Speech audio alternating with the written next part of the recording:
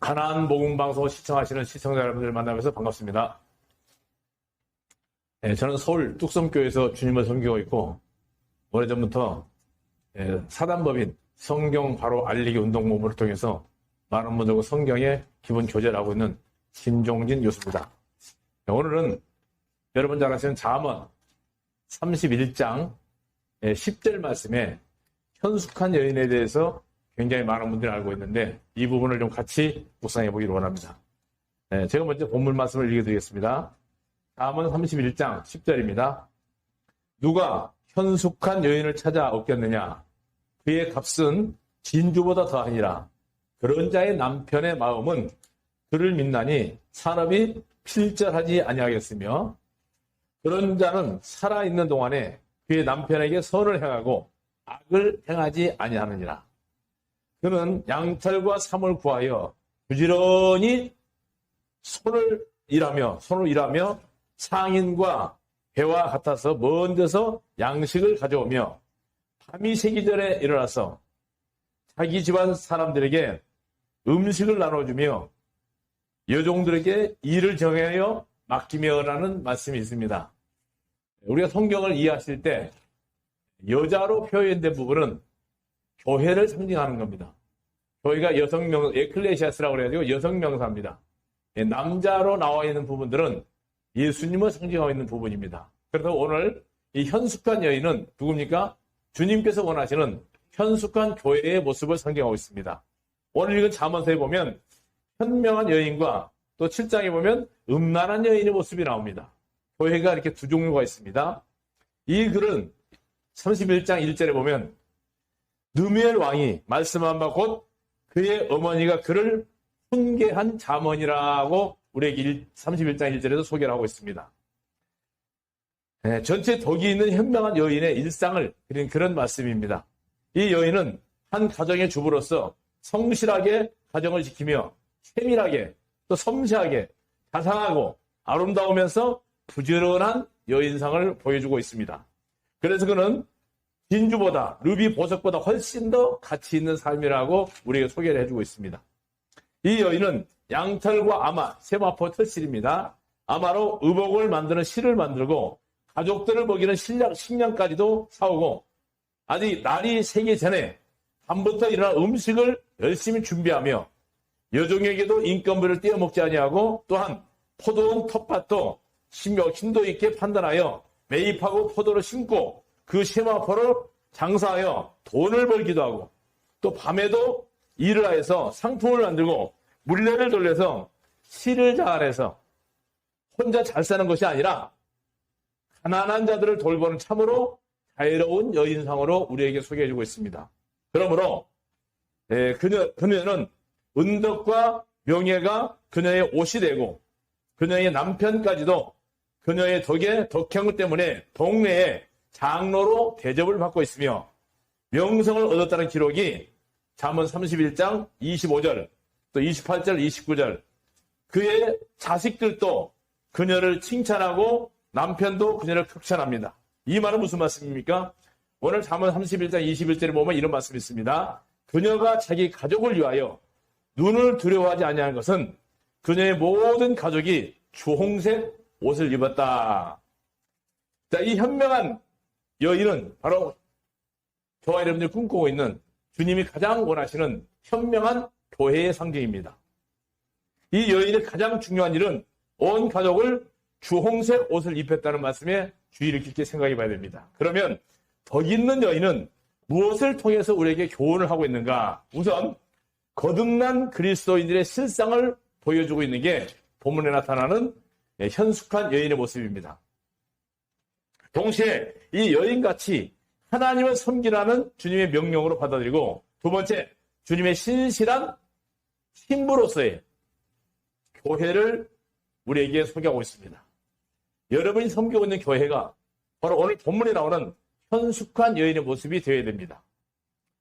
이거는 교회는 예수님의 신부로서 혼인날을 기다리고 있는 마태복음 25장에 나오는 다섯 처녀, 슬기로운 다섯 처와 같은 그들의 모형이고 또 오시게 될 신랑이신 예수님을 기다리는 예수님의 의의 세마포를 입고 기다리는 거듭난 그리스도인들의 모습입니다. 그러므로 이 주홍색 옷은 예수 그리스도의 보혈로 피를 뿌린 구약의 구원의 예복을 의미한다고 마태복음 22장에서 우리에게 잘 설명해 주고 있습니다. 이 여인같이 주님의 교회는 부지런해야 됩니다. 또 밭도 하나 복음의 포도를 심고 구원의 열매를 교회는 거두어 드려야 됩니다. 어린 양이 쓴 예수님의 복음이 털실로 세마포를 옷을 짜서 입히는 복음전도 부지런히 전해야 되며 새벽부터 전해야 되고 부지런히 주 하나님을 섬겨야 된다는 것을 오늘 우리에게 주시는 교훈입니다. 그러므로 하나님으로부터 명예를 얻고 무엇보다도 가장 중요한 핵심은 그 여인 때문에 그 남편이 동네에서 존경받는 장로가 됐고요. 그 여인 때문에 자녀들이 칭찬을 받게 됐습니다. 이 말씀은 무슨 말씀입니까? 여러분들이 교회 생활을 어떻게 하느냐에 따라서 예수님이 욕을 먹일 수도 있고 예수님이 극찬을 할 수도 있고 예수 믿는 사람들 저 모양이라고 손가락질 당할 수도 있습니다. 그런가 하면은 저 여러분들 세상의 모든 사람들에게 아름다운 삶을 현숙하게 예수를 살았을 때 예수를 믿으려면 저 사람처럼 믿어야 된다면서 우리의 삶을 통해서 예수님이 욕되기도 할 수도 있고 칭찬이 될 수도 있고 그렇습니다. 그 얘기입니다. 그럼 내가 어떠한 현명한 여인인가 아니냐에 따라서 남편의 명예가 빛나고 먹칠하는 경우처럼 교회가 현명한 여인의 교회냐 아니면 음탕한 여인의 교회냐에 따라서 우리 구주 예수 그리스도께서 세상에서 영광을 받을 것인가 아니면 세상의 모든 사람들로 하여금 배척과 손가락질을 받을 것인가는 저와 여러분들의 삶을 통해서 예수님의 이 신랑 되신 예수님의 삶을 아마 보여줄 수가 있습니다. 그래서 그리스도인의 삶이 곧 그리스도의 삶이라는 말을 제가 자주 씁니다. 그뿐 아니라 한 교회 안에서도 성도 한 사람 한 사람의 어땀을 따라 그 교회가 동네 사람들, 주변 사람들로 하여금 영광을 얻을 수도 있고 버림을 받기도 하고 심지어는 교회가 문을 닫기도 합니다. 자, 교회가 요즘에 아마 이 코로나 때문에 약 한 6천여 교회가 문을 닫았다는 얘기를 들었습니다.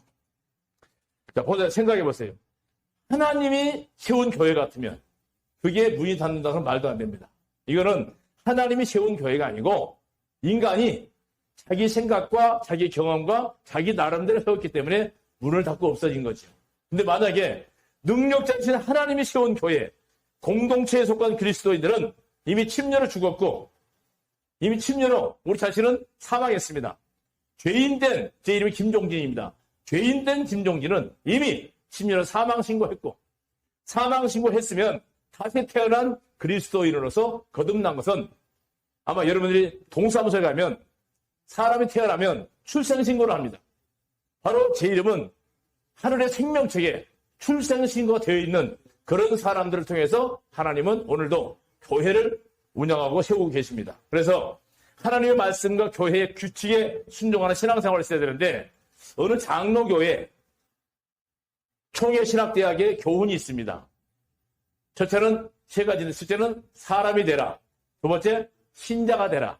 세 번째 학자가 되라는 세 가지 교훈이 있습니다. 그리스도인들은 그리스도인이기 이전에 사람이 되어야 합니다. 물론 사람 같지 않은 짐승 같은 죄들도 구원을 받지만 일단 구원을 받으면 정말 사람이 된 다음에 그리스도인 삶이 어떻게 살아야 되는 것을 우리 성경을 통해서 자세하게 봐야 됩니다.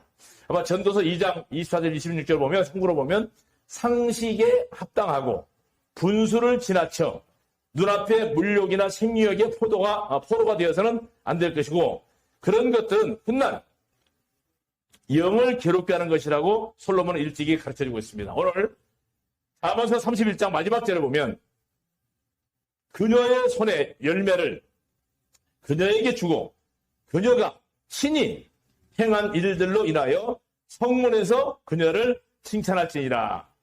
요한계시록에 보면 이런 말씀이 있습니다. 우리가 기뻐하고 즐거워하며 그분께 존귀를 돌리세. 이는 어린 양의 혼인이 이르렀고 그분의 아내도 자신을 예비했기 때문이라. 또 그녀에게 정결하며 흰 세마포를 차려입도록 허락하였으니 이는 이 고운 세마포는 성도들의 의로움이라는 말씀을 요한계시록 19장에서 얘기하고 있습니다. 자, 그렇다고 하면 주님이 원하시는 교회는 이게 현숙한 여인의 모습인데, 참고로 잠언서 한번 집에서 여러분 찾아보시기 바랍니다. 7장을 한번 봅니다. 잠언서 7장이 보면 그 7장의 내용이 7장 5절에 보면, 그러하면 이것이 너를 지켜서 음녀로 말로 호리는 이방 여인에게 빠지지 않게 하라는 말씀이 있습니다. 자, 그러면 음란하고 미혹한 여인, 이 음란하고 미혹한 여인은 바로 잠언서 7장에 보여주고 있습니다. 이거는 우리 주변에 눈을 뜨면 볼 수 있는 이 음란한 교회, 죄 문제를 해결하지 못하는 그런 교회를 음란한 교회를 표현하고 있습니다. 요한계시록 17장 5절에 참고하면 그녀는 하나님의 교회를 뭐하는 자로 씁니까? 모방한 위조자, 로마 카톨릭과 또 그녀의 술에 취하여 그녀의 치마폭의 아래 포로로 살아가고 있는 모든 모방 종교를 가르쳐서 음녀라고 성경에서는 얘기하고 있습니다. 그건 요한계시록에 너무나 잘 표현하고 있습니다. 그녀의 이름은 창녀라고 했습니다. 바로 큰 바벨론, 창녀들의 어머니, 모든 가증한 것들의 어미라고 오늘 우리 눈에 보이고 있는 캐톨릭에서 갈라져 나온 소위 말하는 개신교들 보면, 죄송하지만 저도 개신교 출신입니다. 많은 목사님들 만나서 교제해봤지만 예수님을 믿는 목사님들을 못 만났어요. 훌륭한 종교 지도자를 있는데 거슬러 올라가면 이건 뭡니까? 에덴의 뱀의 샘널림에 사로잡혀 아담을 미혹한 하와의 후손입니다. 오늘날 세상을 바벨론의 독주로 취하고 만든 그 바벨론의 악녀가 바로 누굽니까? 창세기 나오는 니무롯입니다.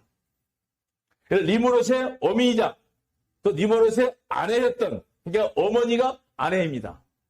바로 우리날 부활절, 크리스마스 이런 기가 막힌 교회 안에 음란한 명제를 만들어낸 세미라미스라는 여인. 예레미야에서 보면 하늘의 여왕으로 나옵니다. 이 세미라미스는 이스라엘을 바벨론 태양신 바알 숭배로 타락시켰던 이세벨. 아마 여러분들은 열왕기상 16장에 보면 이세벨의 후손들이고 침례 요한의 목을 참하게 하였던 요녀, 바로 누굽니까? 헤로디아의 후손. 그 교회입니다. 똑같은 여자입니다.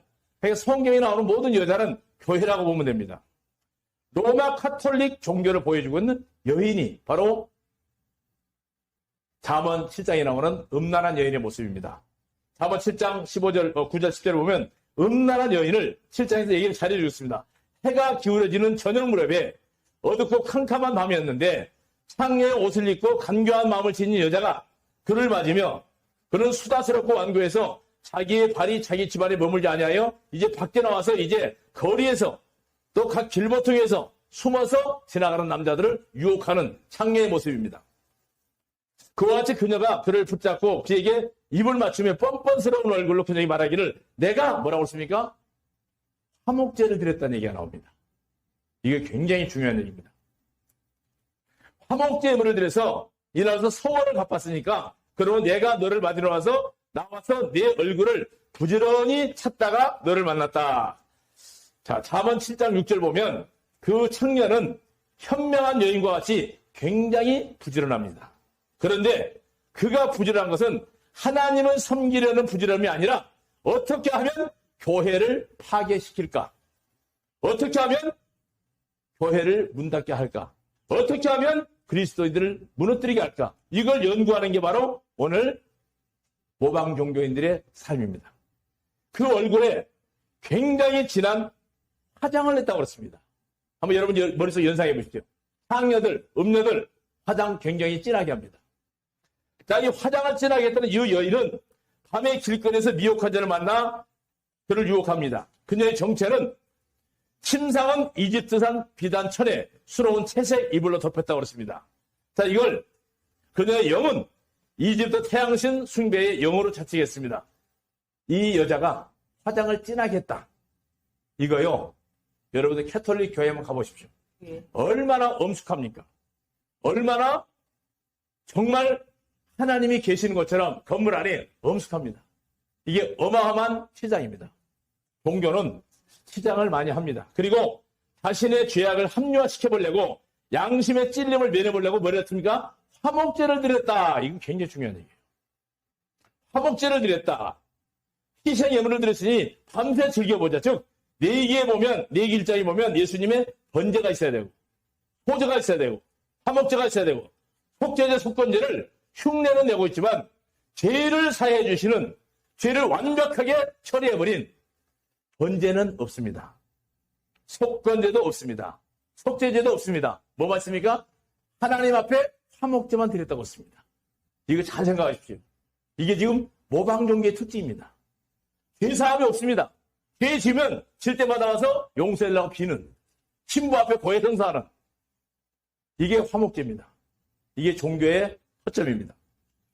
이것이 로마 카톨릭의 피 없는 미사, 고해성사, 사탄의 화목제 위조 예물입니다. 그러므로 바벨론으로부터 오늘날까지 니무롯, 바벨론 고대 느부갓네살, 바벨론, 로마 카톨릭 바벨론, 바로 이 창녀의 한 몸입니다.